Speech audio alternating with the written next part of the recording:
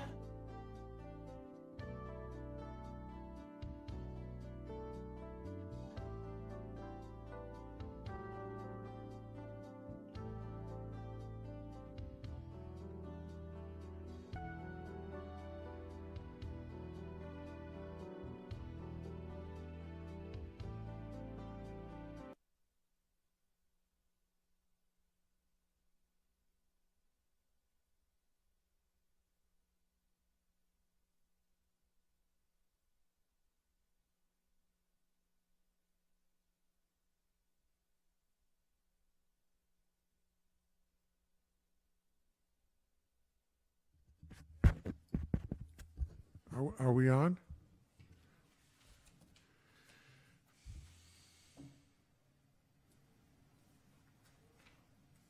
I did hear somebody say, hold on. I thought I heard that too. Sounds on to me. Okay, we're rolling. Welcome everybody to the Rye-Town Park Commission meeting of December 19th, 2023. Please rise and join me for the Pledge of Allegiance. Whatever that was.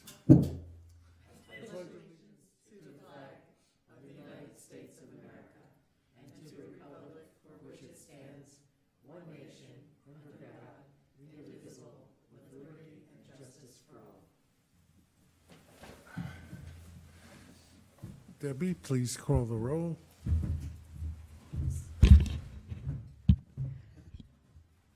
Commissioner Klein? Here. Here in the ether, up there on the screen. I know. Commissioner Hurd? Did that go through?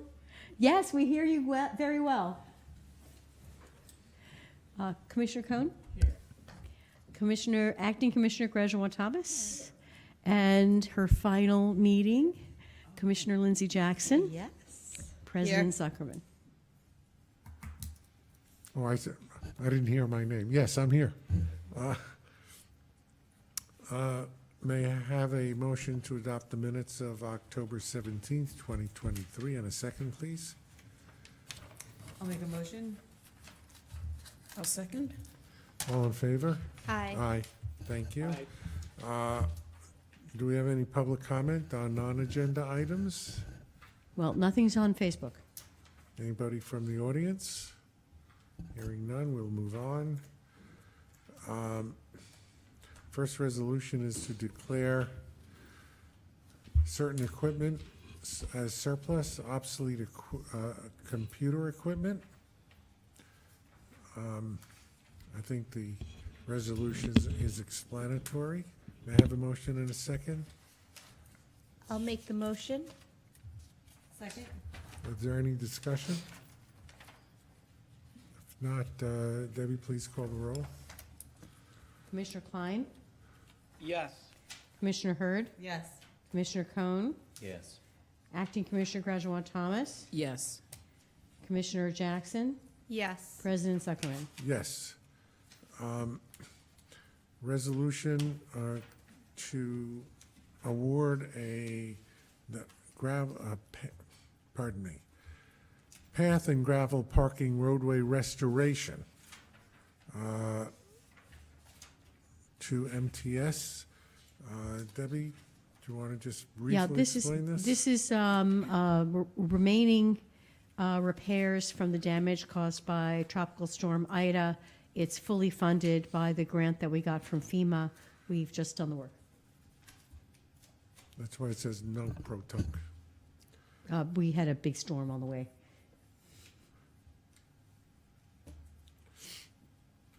Motion and a second, please. I'll make a motion. Second. Please call the roll. Commissioner Klein? Yes. Commissioner Hurd? Yes. Commissioner Cohn?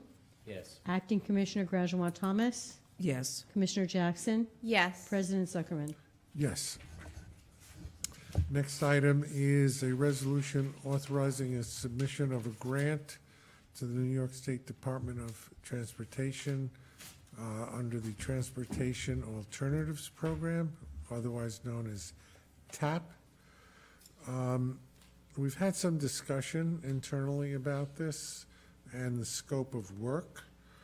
This is an 80% grant, 20% to be funded by the Rye-Town Park Commission, of which that amount is 60% funded by the town and 40% by the city, approximately, as Mayor Cohn likes to point out. This is to replace all of the sidewalks around the park. There are two resolutions. One is for a complete replacement at a total cost of $1.4 million plus, and the other is for, that would cover approximately 2,600 linear feet. and the other is for a total of $761,575 as an estimate for approximately 1,600 square feet. The 1,600 square feet is the amount that absolutely needs to be replaced. The other part of it is to replace the entire sidewalk. And Mayor, correct me if I'm wrong, our discussion revolved around whether or not we should seek to replace all of the sidewalk at this time, since the grant is for 80%, or only that part that is absolutely necessary. And let me just say, it's not just a replacement of the sidewalk, it's the curbing, crosswalks, et cetera. So it's a complete job.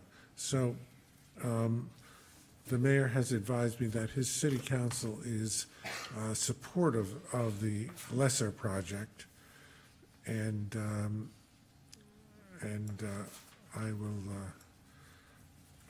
I have a slight disagreement with the mayor about that, but I will agree with him to go with the lesser project. Mayor?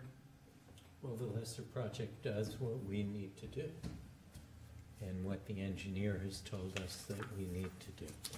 And I'm of the view, and our council is of the view, that that's what we should do, and not spend more than we need to. And you did just replace certain sections of the sidewalk, so this would be ripping that work up and replacing it. No, I don't think we replaced it yet. We We didn't did. replace it. What did we do last spring, right? Was it spring or fall where we replaced a section of the sidewalk that I walk on every day, Dearborn and Forest Avenue? Oh, Not s- in 2023. We haven't done any sidewalk replacement. We were budgeted for it. 2022.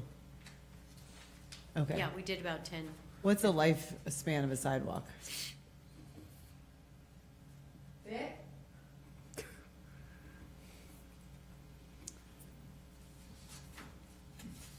I mean, that's certainly still in good shape, I guess, so to me. What's the word? Life cycle, lifespan? Anywhere from 15 to 20 years. And how much sidewalk did we replace in 2022? Just 100 feet. 100 feet of sidewalk, and that was at Forest and Dearborn. Yes.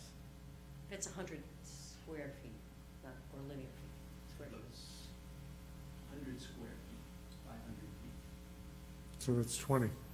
500 feet? Never 100 square feet is. Well, it's 5 feet wide, so it's 20, so it's 20 linear feet. It's by 100, so it's 500, yes. The squares, 5 feet the wide. squares are 5 by 5? Yeah, Okay, but it was 100 feet long. it was 100 feet. Okay. But, Right. and I appreciate the point, but the lesser job is 60%. That's what the engineer has said that we should do. We would be ripping up 40% of the sidewalk that doesn't need to be ripped up. Right. I don't know what condition the rest of that is and when it would need to be replaced, but as I had said previously, I think we have agreement on submitting that application, and I'll be happy to. That would be Resolution 23-32, that total cost of $761,000 and change, and the local match is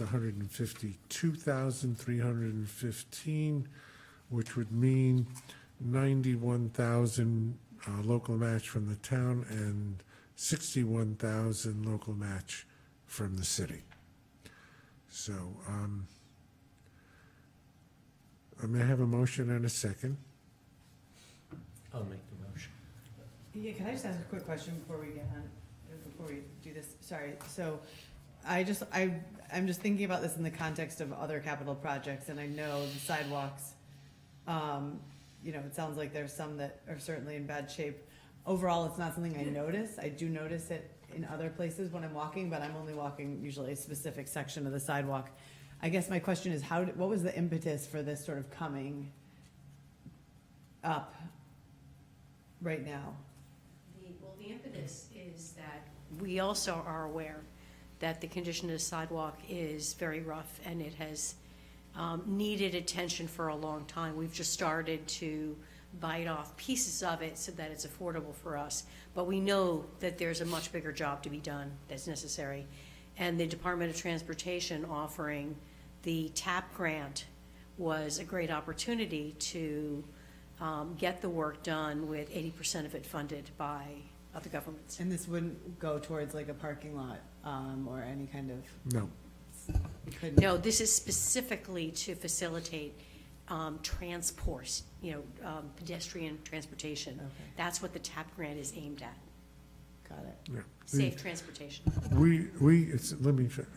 We had projected putting approximately $10,000 to $12,000 in our budget every year. Right. I thought And I this remembered would, that. to do little bits of it Right. because we couldn't afford to do this. When this came along, we thought it was a good opportunity to bite off the whole chunk, especially when the state would pay for 80%.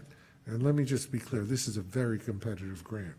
There is a very good possibility we're not going to get this grant. So, Lindsay, you had something to say? No, I was just actually looking at the pre-review comment form, which is attached. Have we addressed the concern stated by the New York State DOT in our application? Methodically, Okay. Yeah. This went through the pre-review process where we submitted it to the Department of Transportation. They made comments, and those comments are, one of them was that we didn't have enough money in our estimate. They said the construction figure seemed to be low, and that cost was adjusted. They indicated that the contingency figure was low, and that was adjusted. So I don't know what the city's experience is or what Portchester's experience is, but we got a bridge grant through Bridge New York, and one of the comments that they gave us why we got the grant, it was a $4.5 million grant, is because we estimated enough. One of their fears is that the estimates are too low, and then when the bids come in, there's not enough grant money to cover the cost. So that's what their comments pointed to. That's why the estimate was increased from the early memo that was sent out about a month ago. So we have a motion and a second. Joan, do you have a comment? I was just going to ask about the difference in linear feet. We're talking about 1,600 versus 26. Yeah. That's not a huge, I mean, It's it's about 1,000. 1,000. It's yeah, 1,000 a little linear over- feet. Yeah. So, okay. So, but I'm just curious to know if the condition of the remaining sidewalk, aside from the 1,600, is such that it's going to need to be replaced soon or in the near future. I don't know the answer to that question. I would say, based on the engineering report, it does not need to be replaced now. Whether it needs to be replaced in 2 years or 4 years, I couldn't say. And we don't know what the condition will be once they rip up part of the sidewalk, what happens with the rest of it. But that's unknown. But right now, we have the motion. Our own engineer visited the sidewalk and came to the conclusion that 20% of the sidewalk needed replacement now. James Natarelli, working for the commission, came to the conclusion, applying rigorous criteria, that 60% should be replaced now. That's correct. So from the city's perspective, we're moving from a 20% assessment to a 60% assessment. Well, now that I believe we're agreed, may we call the roll? Is there a Do we need a motion? I thought we had a motion. I don't know if we did. Yeah, I think Josh. Josh made it. Josh. Josh's motion, who's second? I'll second. John will second. Please call the roll. Commissioner Klein, Yes. Commissioner Hurd, Yes. Commissioner Cohn, Yes. Acting Commissioner Grajois Thomas, Yes. Commissioner Jackson, Yes. President Zuckerman. Yes. The next series of items is regarding our budget. Debbie, I think I will hand the floor to you to discuss the budget and what the assumptions are based on. Let me ask a quick question while you're getting your material. Does anybody have any intention on voting on the budget tonight? I wonder if we could hold it one more meeting so that we could have some further conversations with our city manager. I fully expected that you might say that, Mayor. Yep. So I believe Debbie has been discussing the budget with Greg Ussery, That's true. and I don't think it, I feel very confident. We have made every effort this year to get the budget ready to this point. We've had years when we have passed the budget, I think, in March or April even. So I think we're ahead of the game. We're trying to get on a completely calendar year basis, but I think we're well on our way, and we're basically set with the capital budget, I believe, and Debbie, I know, has worked with staff to cut the potential deficit down by a great deal from the original numbers that were presented a month or so ago. So let's see where we are. Okay? Debbie, floor is yours. So you all have a copy of the budget. There are, for those in the audience, and we've got 2 printed copies out. If you'd like to grab one, you're welcome to it.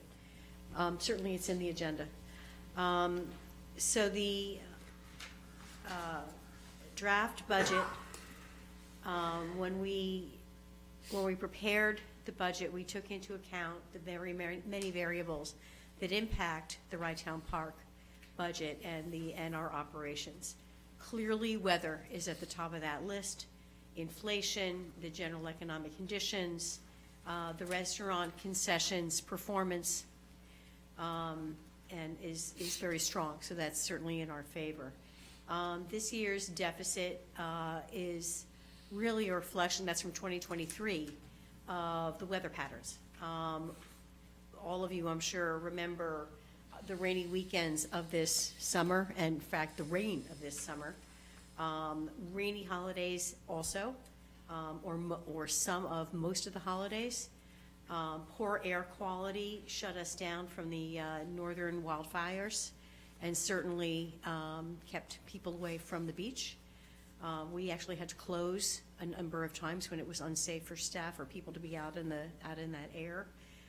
We had forced beach closures on several weeks due to unsafe bacteria levels attributed to heavy stormwater runoff, which again we've never had that in our memory.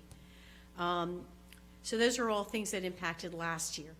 Looking ahead to 2024, our challenges certainly remain in terms of our labor costs. Those are not going down.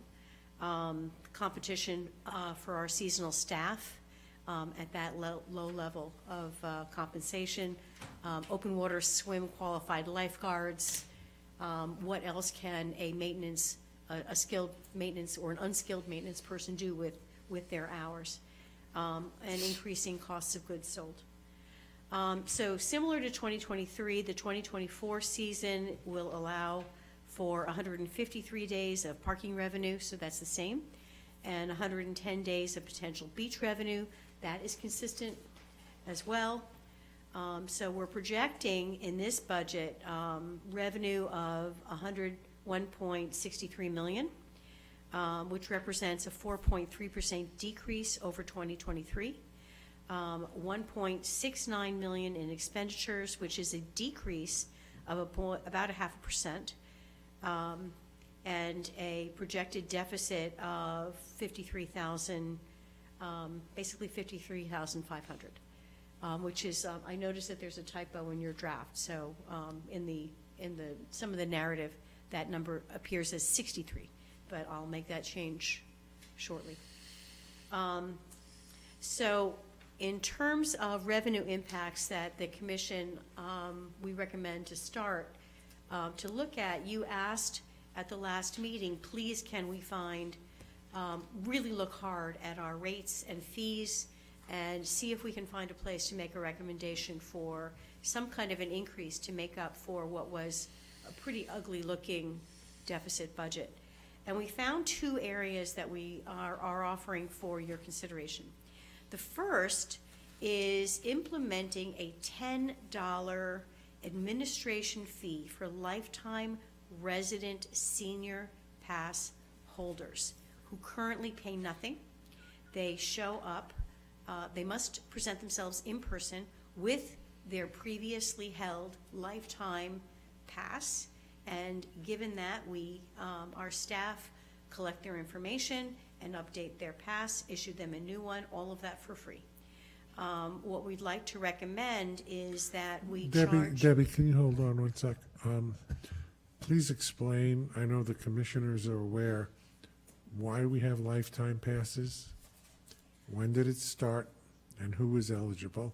So this was a policy that was adopted during the Carvin administration, I believe, where they offered all senior citizens at that time, senior permit holders, a free lifetime pass. I don't know much more about the policy than that. We actually don't even have the list of who was issued a permit at that time. What we did have is a whole lot, we knew that it existed, and we had a whole lot of people showing up with their pass. So we have honored that policy. Since they were promised a lifetime free season passes, we have honored that. In order, what I mentioned before, they have to show up in person, is we have to know that that it's actually them and that they have a pass. And then we renew that pass. Does that answer your question? Any other questions about that? But this is not, new people are not eligible for this program. Correct. We have a senior resident permit rate, which is at the moment $40 for the entire season for unlimited use and parking of the facility, and a non-resident fee, which at the moment I can't remember off the top of my head. So we don't issue new free lifetime passes, but we do honor those that were issued. And how many of these lifetime passes are out there? And do we think now that we've discovered all of them that exist? Or is there perhaps some There number? could be others, but they would have to show up and produce their senior lifetime pass and prove it. And we've been asking people to do that for how many years now? As long as we've been doing this, so certainly since 2016. And there is a number. Clarify just this a little bit further. Microphone. My understanding is that lifetime passes, free lifetime passes were granted to any senior resident that, any resident that had a senior permit from 2009 or earlier. Okay, so to say somebody show up, they would have to show us, because we didn't have, records back then, we didn't have computerized records. So if somebody showed up to, this year and said, oh yeah, I had one, well, you're gonna have to show us, you're gonna have to show us the physical card, because there's no other way for us to validate it or verify it. When we first discovered this, I think the first year that we went to the fully automated system, we gave out over 800. Last year, the number was 578. So that's 5 years ago. So in the 5 years, so they're slowly going away. There was a higher rate of disappearance, if you will, during COVID. People didn't, seniors didn't want to come out necessarily, but we're still pretty close to 600, so it's a big number. Yeah. And there's the cost of, of issuance, of printing, of purchasing and issuing the parking decals, and staffing the permit office in order to do this. It's a little bit more than we can bear right now. So let me, before you, do you have more to say on this subject, Debbie? Simply that we would estimate that at $10 a permit, we'll lose a few, so we figure we'll probably, if a fee is to be administered, we'll probably end up at somewhere around $5,700 additional revenue that we would not have expected ordinarily. Comments from the commissioners on such a fee? I do it. I think our financial condition warrants it. And Russ's explanation supports. Yeah, I'm in favor. I mean, my view is even a little bit more stringent. As a senior myself, I think that I would even support eliminating those lifetime passes. Any senior who applies today has to pay the senior rate, which is very, very reasonable. I know that there would be a huge outcry, and I know that there's a feeling that some kind of a contract was made, but I don't know that there is such a contract because it was just given. And, I certainly think that the $10 administrative fee is warranted. Whether we go beyond that, we could think about that for the following year if necessary. I believe that my view is, and I've expressed this to Russ and Debbie, is that in the future, maybe those people who are 80 or over should get a free pass, and those from 65 to 79 should pay the regular rate. I don't know if you're willing to go that far at this particular time, but I could see that in the future. But for now, I certainly would support the $10 administrative fee.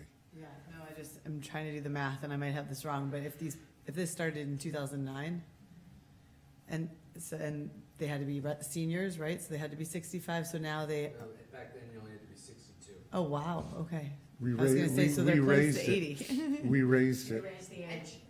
We raised the age, which was a hue and cry when we raised the Oh, age. jeez. I guess if you are a senior and you want to go to the beach, you deserve to go to the beach. Well, that's So you're. I don't know what that means. I don't Emily. either. I think it's something for us to discuss. It's not a decision that has to be made this evening. Certainly We're to not cover the passing- administrative costs, I think it makes sense, yeah. You know, Like I said, these will, they're attrition over time. True. microphone, Which is great. Lindsay, microphone. We want that, but, through attrition over time, Yeah, I mean, obviously, the need will diminish. those of us who are older will not be attending the beach as much in the future, but Are you ready for idea number 2? I don't know if we can handle idea number 2. Is there consensus on idea number 1, which is At their least for support? this year, for Okay. this year. Okay. I just put an idea in everybody's head for the future. We Okay. didn't get Jason's here. Jason, I agree. I think this is a reasonable fee, and I'm fine with it. Okay, so idea number 2 is to increase resident daily beach rates for weekdays from $5 a person to $6 a person, so $1, but raise it by $1. And on weekends, Friday, Saturday, and Sunday, from the current rate of $10 a person to $12 a person. And roughly, that we calculate that would earn us an additional $70,000, which enabled us to cut our budget deficit considerably down to a level where it is well within the set aside that both the town and the city put into their budgets for, should there be an operating deficit for the Wright Town Park Commission. So So Debbie, that's, the $55,000 deficit yes, encompasses both of those changes? Okay. it builds that in, yes, So otherwise, you're talking about. $120,000. right.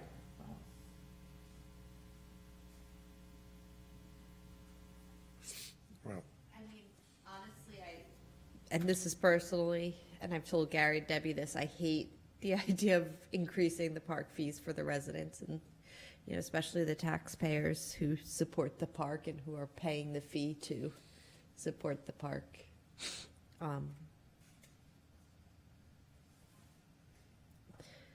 But with that being said, if this is necessary, well, Joan, your feeling? Well, yeah, I would agree with Lindsay. Ultimately, it falls on the taxpayer. Yeah. Right, so it is, but it's complicated, and until we come up with a better scheme, I'm not sure what other options are available. Well, Well, we pushed all the buttons on the other options last year and the year before. We've raised fees on residents. Last year, we raised them by $5 a person. That was a considerable increase. We have certainly learned the elasticity of our pricing, because I believe it was 2018, we made a much bigger jump in daily rates. It really hurt the residents from Portchester. And there was a considerable drop in beach utilization. So we handle this carefully. all right. I have a comment, but let me hear from the other commissioners. Yeah, I guess I think I agree with what Lindsay said. As a general matter, I think, I have not gotten my act together to get permits in recent years, and for a family of five, then it's $60 to go to the beach for one day, which is a lot. But I guess it incentivizes you to buy a permit, which is, do you have that number? A family permit resident. Yes, it's 265, 265, yeah, then parking and beach. parking and beach. I mean,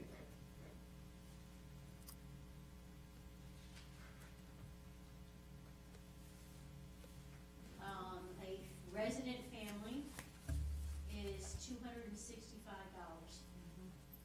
Parking and beach, unlimited. I think that's a good deal. so you need to go 5 times to make it worth it. Mayor, how do you feel?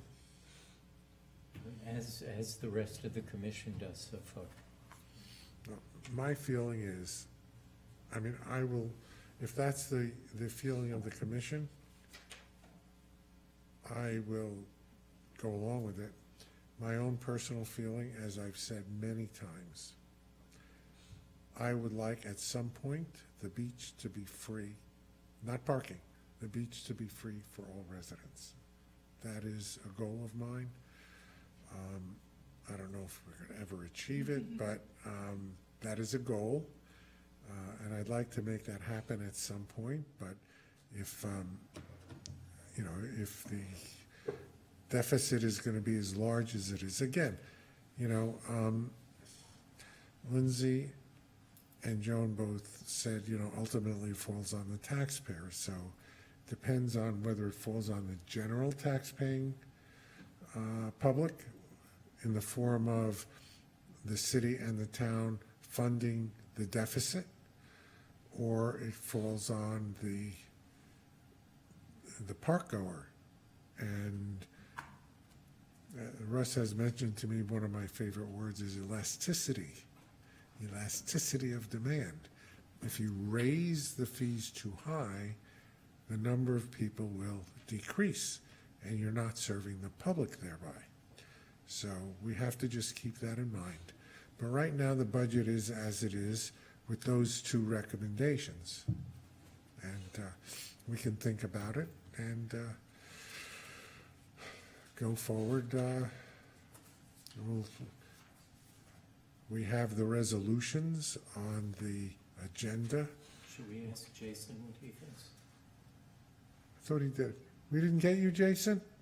That's because No, your name is there, not your but face. That's okay. I feel kind of the same. I think it's a question of, if you raise the fees too much, you're going to lose attendance. It's so difficult because last year, this past year was such a difficult year to gauge attendance on because of all the issues that we ran into, as Debbie described. I think, looking at previous years, if we have a lot of beautiful weekends, I don't think it's going to be a problem. I think if it's, 65 degrees and a little rainy, people may, second guess whether they're going to go based on, a $2 difference. I don't know. But I agree with you, Gary, that it would be nice to, find a way to make this as cheap as possible for all the residents. But, given our budgetary constraints that we're having, this is a fee that we've been reticent to change, that we've delayed, and it may actually be the time, as much as that hurts to say, because I wouldn't want to do, it's tough to do that. But again, it does incentivize the annual pass, which is maybe what we want also. So, I'm certainly happy to go along with this and see how it affects things. Knowing that we may have to change this again if we find it detriments attendance too much. Go ahead. No, could I just suggest, since, Commissioner Cohen had requested that we hold off on voting for the budget, could we use basically our social media platform? I mean, obviously, if you ask the question, or conduct a poll, everyone's going to say they don't want to pay more. But could you, elicit public comment that way and see how vociferous they are against it? Well, they're going to be, Measure how vociferous. well, I think, Lindsay, if you ask the public, should we raise the fees for you to go to the park? They're going to say no. Well, I would assume that, but I'm just wondering how passionate the, or how strong the argument is against. I'm just trying to gauge sort of the public. I know, obviously, if you ask the question, people are going to say, I don't want to pay more, but I'm just wondering how strong the opposition will be. Well, I think that the non-park goer would say, sure, raise the fees. I don't use the park. And besides, if you don't raise the fees, it's going to be affected, however small, in my tax bill, because the city and the town will have to put that in their budget. Instead of $50,000 that we put in, we might have to put in $100,000. So that would affect all of the taxpayers. It comes down to the same question that they ask, for example, with the MTA, is the fares account for part of the cost of operating the subways and trains, but most of it comes from state and federal subsidies. So, we're in the same kind of boat in a different way. It's a much smaller way. Emily? I have to go in 1 minute, so I just want to make one comment. I'm just looking at the budget. I'm looking at page 17. I know we can get into deeper discussion on this again at the next meeting, or between. If we look at the beach admission line, we were budgeted for $443,000 in revenue. The actual was 409, call it 410.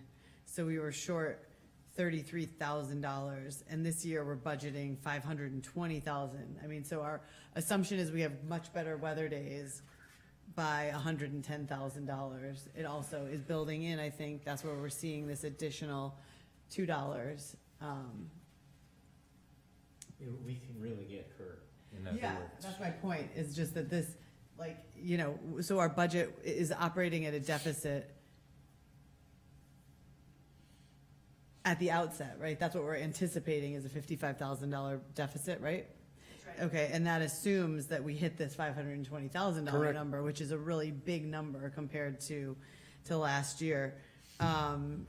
So I guess, you know, I just want to, What page are you on? I'm on page 17.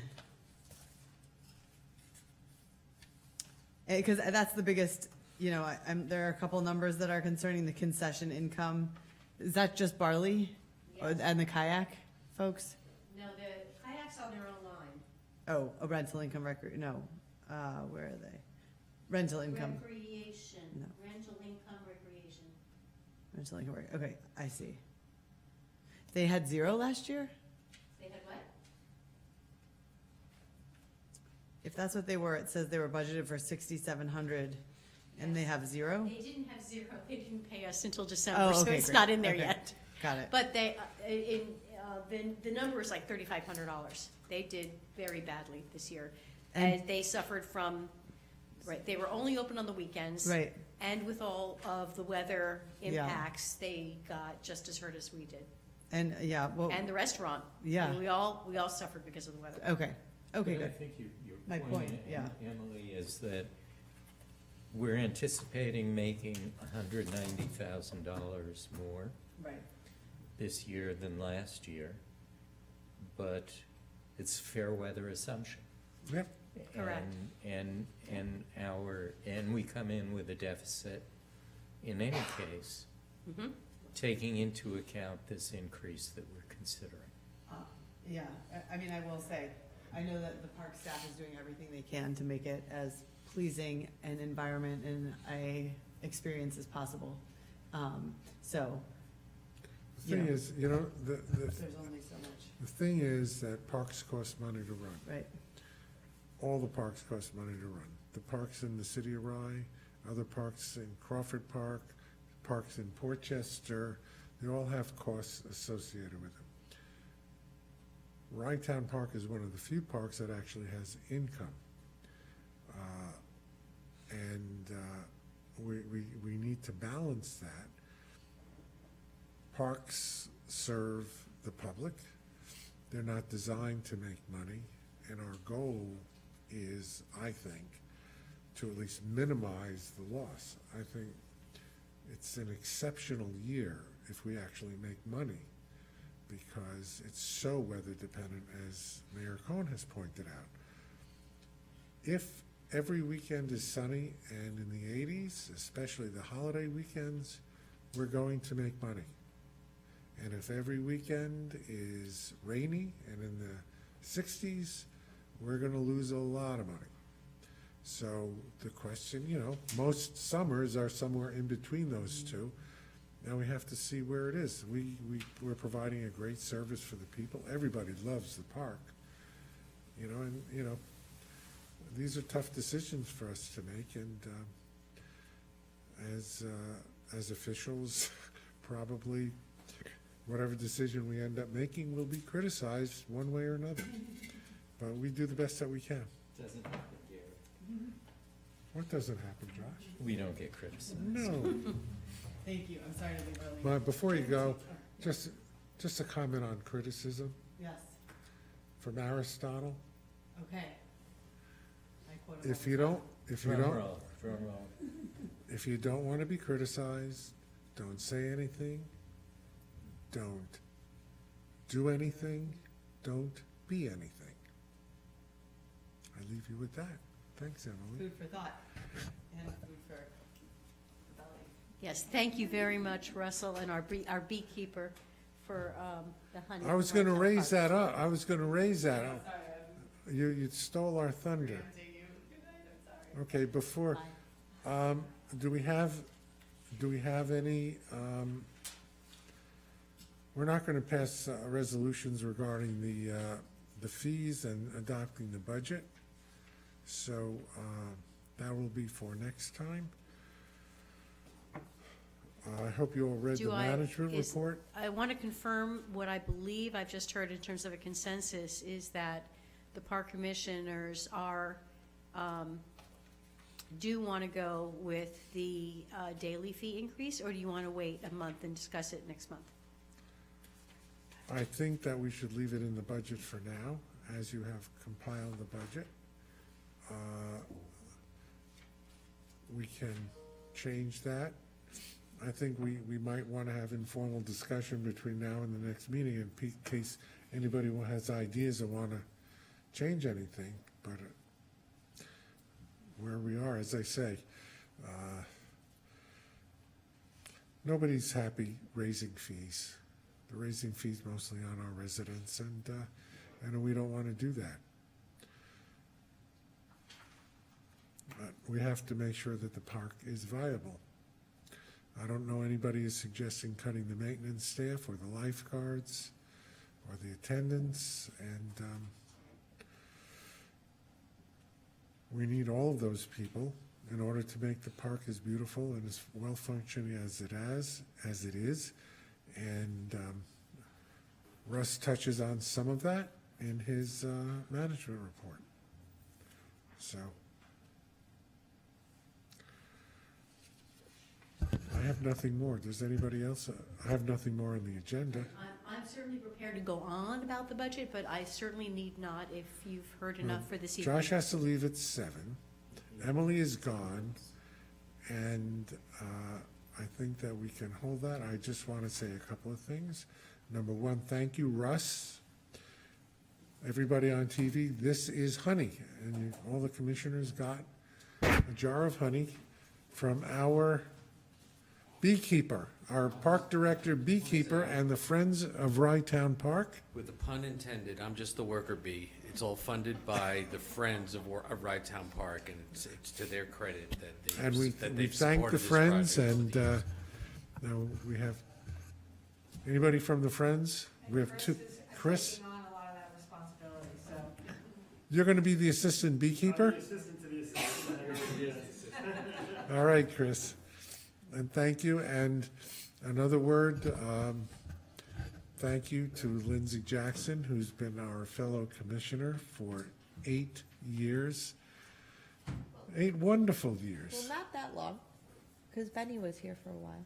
I forgot you. Yeah, I took over for Benny. You took so it over was- for Benny. I forgot It's you. been you about came 3 into- years. You came into office with me. Yes. So I'm thinking you've been here. That's right. Benny Salanitro Yeah. was there and stayed, and you've been doing a wonderful job.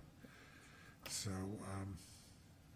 without further ado, may I have a motion and a second to adjourn? Motion. Second? All in favor? Aye. Aye. By the way, is this my punishment for not being there? I don't get honey? Oh, they cut me off. They cut me off. The answer is yes.